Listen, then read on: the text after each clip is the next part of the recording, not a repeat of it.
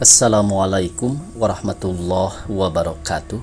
Pemirsa di mana saja Anda berada, selamat berjumpa kembali dengan channel YouTube Insan Dongeng. Pada kesempatan ini saya Bang Elgi akan melanjutkan cerita Siti Nurbaya bagian ke-37. Terima kasih kepada semua subscriber yang selalu setia mengikuti. Selamat mendengarkan.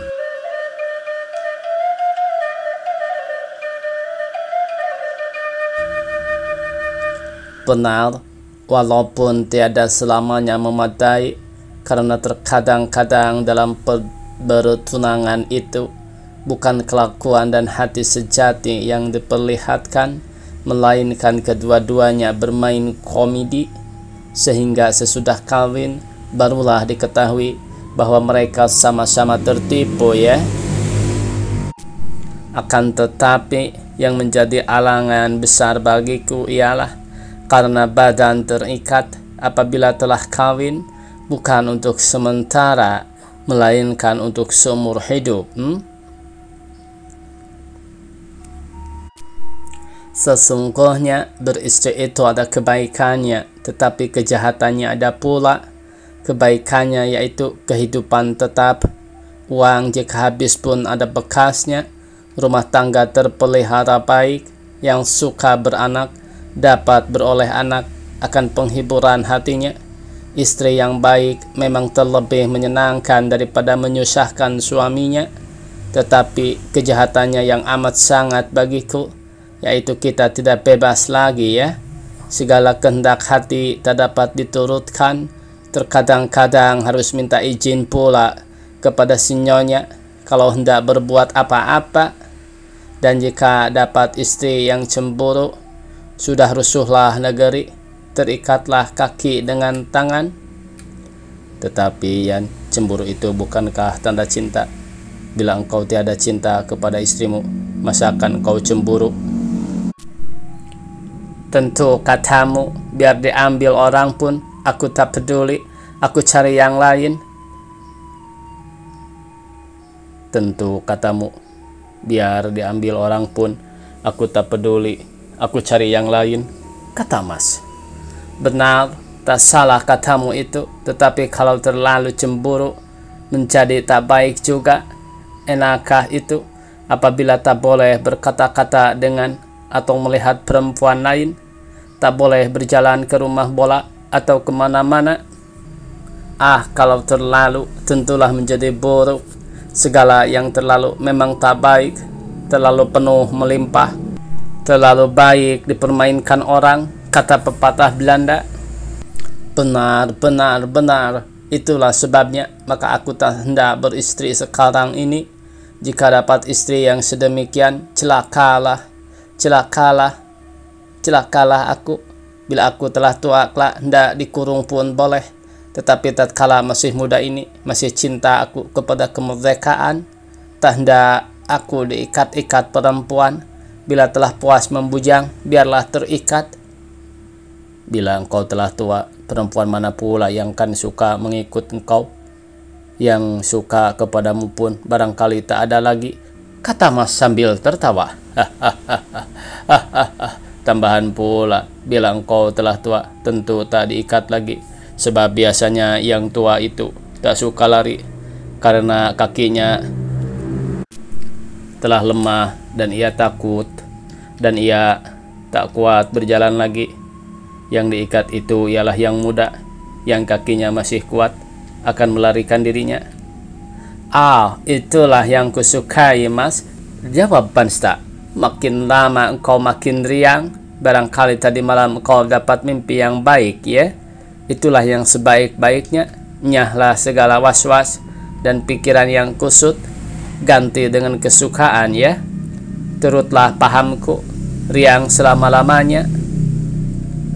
Sesungguhnya demikian hidup sendiri-sendiri, bukanlah hidup yang sejati, kata Mas pula, sebagai tak mengindahkan kesukaan hati sahabatnya. Sebab perempuan harus bersuami dan laki-laki harus beristri. Bukankah kewajiban sekalian makhluk yang hidup mengembangkan bangsanya?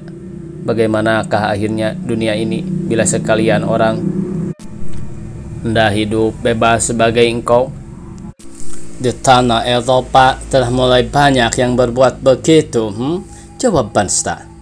Ya, tapi pikiran yang sebagai itu, tak hendak kawin seumur hidup, tak dapat kubenarkan bila ada sesuatu cacat di badan, misalnya penyakit atau celaan yang lain. Sudahlah, tak mengapa. Tetapi jika membujang itu karena hendak menurutkan kesukaan hati saja, kurang baik. Bagaimanakah jadinya manusia itu kelak? Jadinya ialah laki-laki dan perempuan terlebih merdeka daripada sekarang ini dalam perkara perkawinan, ya. Jika hendak berhubung atau bercerai dengan siapapun, dapat pada sebilang waktu, dengan tiada ada alangan apa-apa, asal suka sama suka. Ya, itulah yang hendak kukatakan. Bukankah itu yang dinamakan percintaan rahasia atau percintaan bebas, bukan? Yaitu perhubungan antara laki-laki dan perempuan yang tiada dipertalikan oleh perkawinan. Perempuan tak tentu suaminya, laki-laki pun tak tentu istrinya. Masing-masing hidup dengan kekasihnya. Bila telah jemu dengan yang seorang, dibuang, dicari pula yang lain. Dan anak yang dilahirkan tak tentu bapaknya. Wahai, kalau begitu akhirnya berbaliklah kita kepada zaman purbakala, tatkala manusia belum berpakaian, hidup biadab sebagai binatang. Tatkala itu sampailah kedua letnan ini di rumah bola, lalu duduk di luar di tempat yang sunyi. Perhatikanlah dahulu perbantahan kita ini, kata Bansta, dan katakanlah apa yang hendak kau minum. Whisky soda, jawab Mas. Bansta lalu meminta 2 gelas whisky soda kepada bujang rumah bola. Sementara itu Letnan Mas mengeluarkan serutunya, sebatang diberikannya kepada sahabatnya dan sebatang diisapnya sendiri. Setelah datang minuman yang diminta mereka, minumlah keduanya. Sebuah lagi yang tak dapat kubenarkan pikiran perempuan dewasa ini, yaitu hendak mencabat pekerjaan laki-laki dan bekerja sebagai laki-laki. Kalau sekalian perempuan berbuat demikian, apakah akan pekerjaan laki-laki? Harus ke dapurkah mereka, mengurus rumah tangga dan menjaga anak? Berbalik hujan ke langit? Bertambah besar bahayanya karena kebanyakan orang yang memberi pekerjaan suka memakai perempuan, sebab perempuan mau menerima gaji sedikit. Itulah suatu hal yang menambahkan perempuan tak suka bersuami. Pikirannya, apakah gunanya bersuami lagi karena pendapatan telah cukup untuk kehidupan? Akan tetapi adakah benar pikiran ini? Kita hidup di atas dunia ini tak boleh dengan mengingat keperluan diri sendiri saja, melainkan harus juga mengingat keperluan umum. Sebagai seorang laki-laki harus mempunyai kewajiban atas anak dan istrinya. Bertambah besar bahayanya karena kebanyakan orang yang memberi pekerjaan suka memakai perempuan, sebab perempuan mau menerima gaji sedikit. Itulah suatu hal yang menambahkan perempuan tak suka bersuami. Pikirannya, apakah gunanya bersuami lagi karena pendapatan telah cukup untuk kehidupan? Akan tetapi adakah benar pikiran ini? Kita hidup di atas dunia ini tak boleh dengan mengingat keperluan diri sendiri saja, melainkan harus juga mengingat keperluan umum. Sebagai seorang laki-laki harus mempunyai kewajiban atas anak dan istrinya, sehingga tak boleh membela dirinya sendiri saja. Demikian pun tiap-tiap manusia harus berkewajiban atas sesamanya manusia. Pada sangkaku pikiran perempuan tadi salah, ya. Apa gunanya perempuan menuntut kepandaian laki-laki dan memegang pekerjaan laki-laki? Bukankah sesuatu pekerjaan itu ada maksudnya? Dalam hal itu yang diutamakan ialah kehidupan dan kesenangan. Apabila maksud ini dapat diperoleh dari suami, apakah perlunya perempuan hendak mencari sendiri? Bukan aku cemburu dan dengki perempuan akan sepandai laki-laki. Tidak sekali-kali.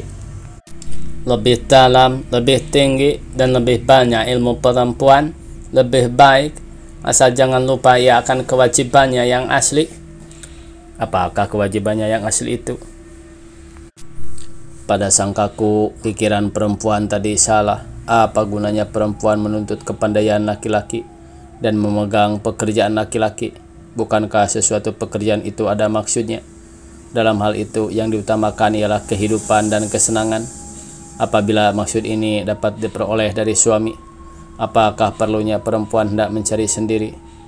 Bukan aku cemburu dan dengki perempuan akan sepandai laki-laki. Tidak, sekali-kali. Lebih dalam, lebih tinggi, dan lebih banyak ilmu perempuan lebih baik. Asal jangan lupa ia akan kewajibannya yang asli.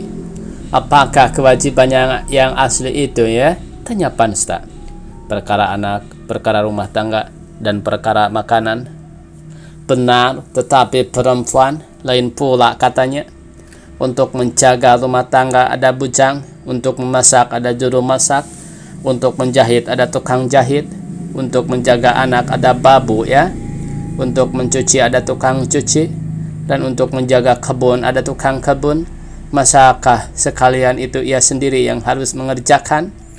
Tentu tidak. Akan tetapi meskipun ada bujang, juru masak, babu, dan lain-lain, perempuan harus juga paham dalam segala hal itu, karena sekalian orang-orangnya tadi sekadar pekerja yang harus bekerja, yang akan mengatur dan memerintah tentulah ia sendiri.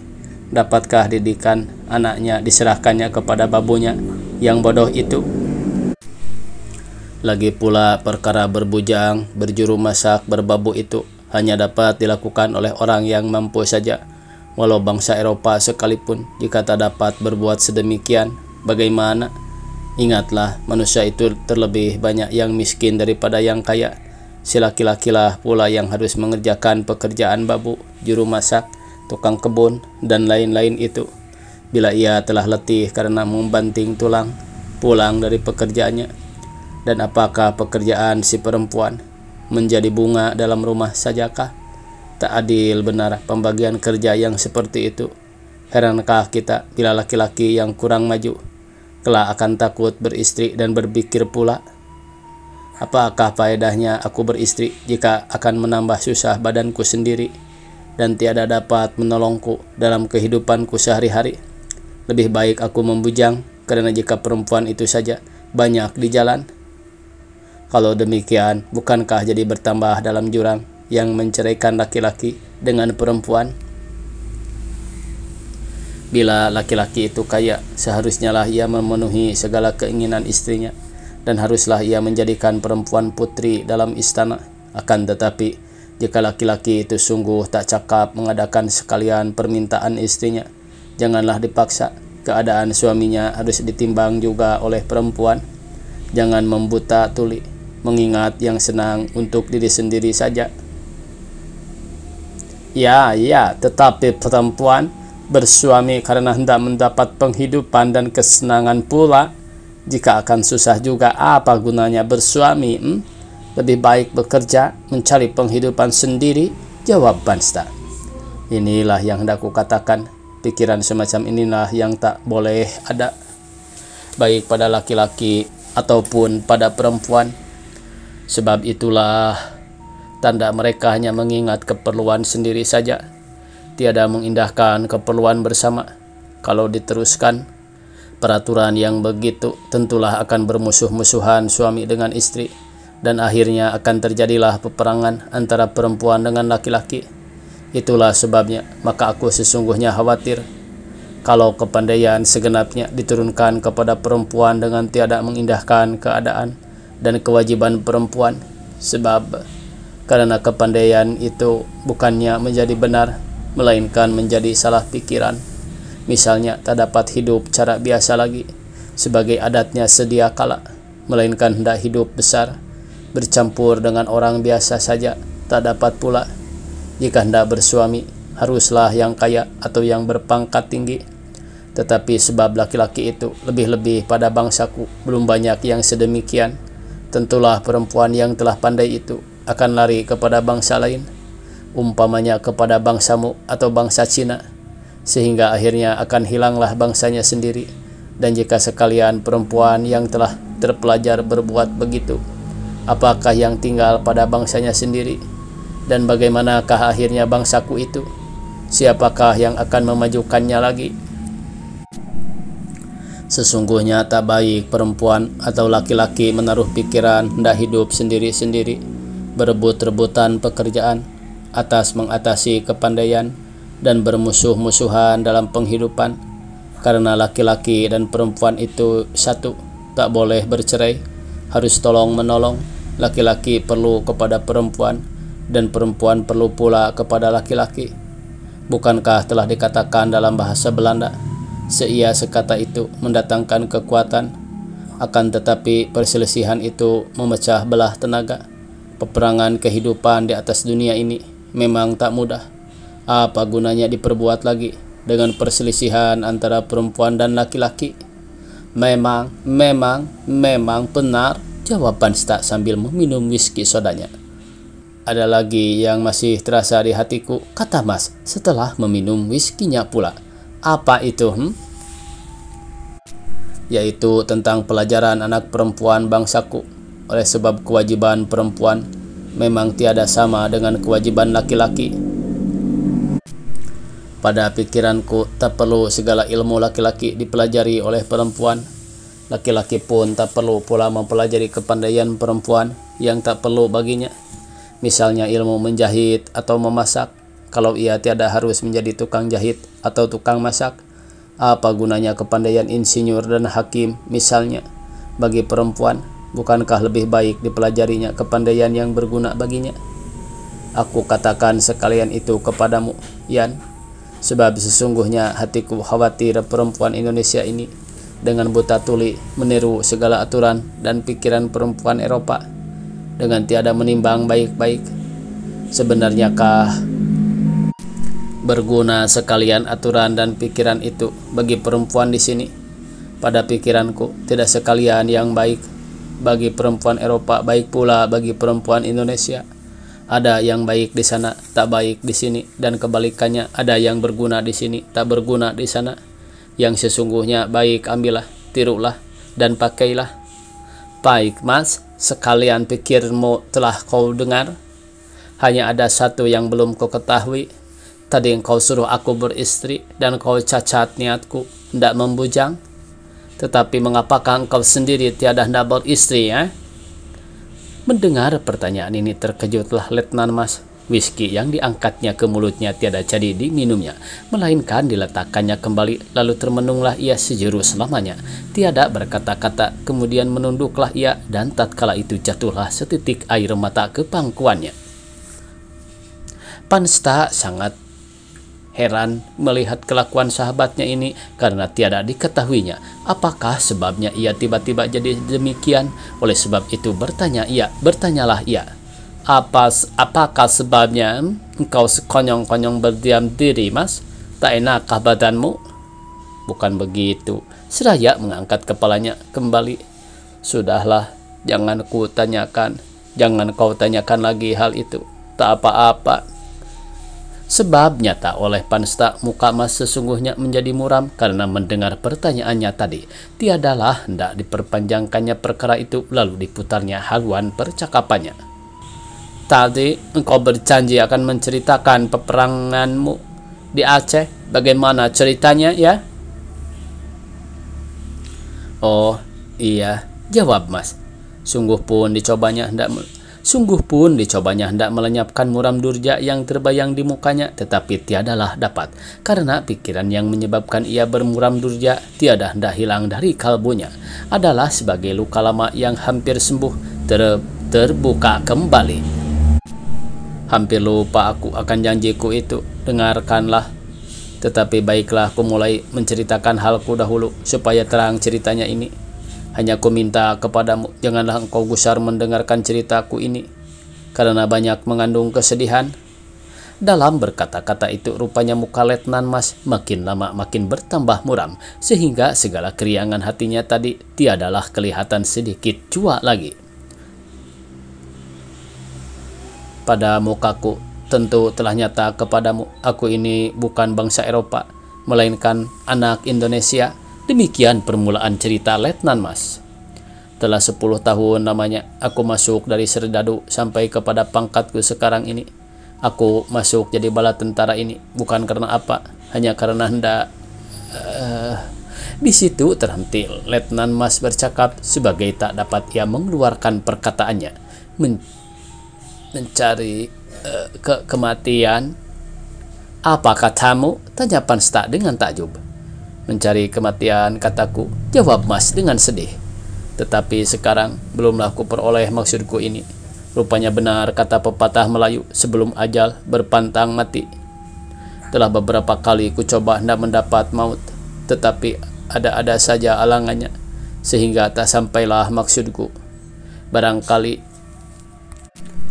belum boleh aku meninggalkan dunia ini sebelum aku menyampaikan janjiku.